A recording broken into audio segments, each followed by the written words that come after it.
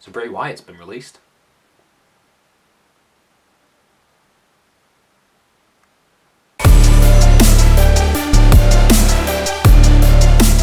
Hello and welcome to FTTR, I am you McQuaid, and yes, that was a new intro. Hope you like it. Let me know if you want it improving. I will try my best. I'm not the best at animations, but do or do not, there is no try. So today I'm talking about Bray Wyatt. I'm talking about Bray Wyatt because he's gone. He's gone from WWE. I am shocked at that. I still can't get over it. It was about, I think it was Saturday, he got released and he's just gone. The Fiend is gone from WWE, which is crazy. That is absolutely absurd, because to me he was probably the biggest draw that they had at the moment.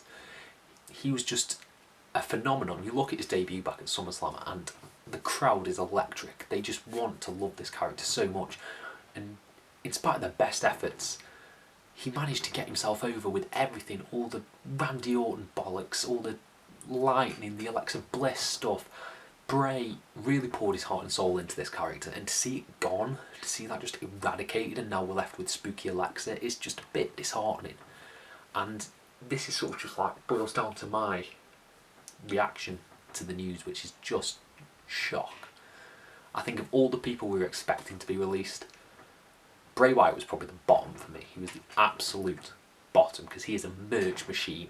The Fiend stuff sells so well. I mean, I've got a Bray Wyatt hoodie, got a Bray Wyatt pop vinyl. He's just cool. He's a crossover star in the way a lot of other WWE talents aren't, in that he is a face you can put on a poster and people will be like, what's that? I need to go and see that. But I don't know what went wrong. Where did this go wrong? Let's look at WrestleMania. He lost to Randy Orton, which was the worst decision they could have possibly made. He made that one little appearance on Raw in the little Firefly Funhouse, and then he's just been gone. So maybe this was incoming, but I just never thought it'd happen. You know, Bray Wyatt's been there since he was Husky Harris in the Nexus, and that was my peak fandom of wrestling. Well, WWE was the Nexus, and it just blows my mind that he's not there anymore. Because the Wyatt family was such an overact, and the Fiend was such an overact. I feel like WWE are being very, very strange with the people that they're releasing at the moment. You know, I don't know what it means for merch and stuff, but if they're releasing Ric Flair, who's also gone, he must sell quite a bit of merch. Braun Strowman's one of their top stars, and he's gone. And I don't understand what they're doing. And then you look at, they're getting rid of these top stars, but they're not creating new stars. Because you look at Keith Lee, and you look at Karrion Kross, are fans really going to care about them? I mean, you pinned the NXT champion, which is just something that I could probably do a video about, just in general, is pinning Karrion Kross for no reason by Jeff Hardy. I love Jeff Hardy, but Jeff Hardy should in no way be pinning Karrion Kross, especially when he's on a winning streak and going up against Samoa Joe. It's just something that shouldn't have happened. And there's no new stars. Who's going to main event half of these shows? You look at the shows that they've got.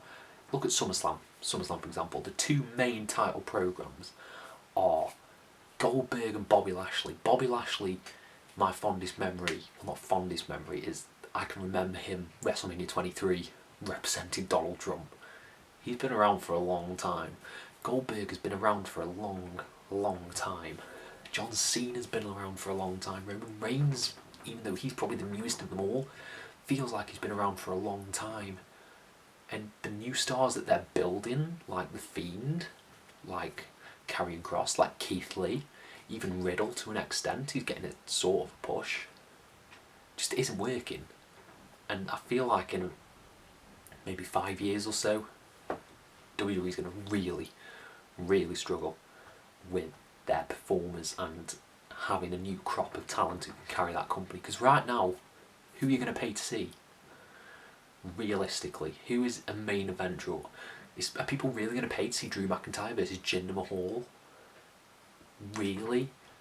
I don't think they are. And this is just weird. It's just so bizarre that the main roster seems incapable of creating new stars. And I don't know why. I don't know what it is. I don't know what they could possibly do to both revitalise Karrion Kross and fill a void left by someone like Bray Wyatt. Because he was so different. Despite all the spooky bollocks, he was so different, and that just made us fall in love with him. He was so intricate and attention to detail and stuff like that.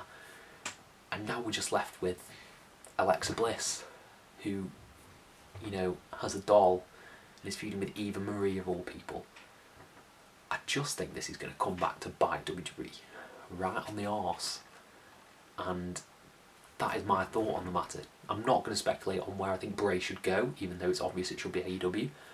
But I'd love to see Bray anywhere he goes. I think he's a star who could draw as well. So say if he goes to Impact, I think Impact might get a bump in viewership from them. From Bray, that is. So yes, let me know your thoughts on Bray Wyatt and his release and everything weird surrounding that. Let me know down in the comments and I will try and reply to every single one of you. Thank you all ever so much for your support and have a nice day.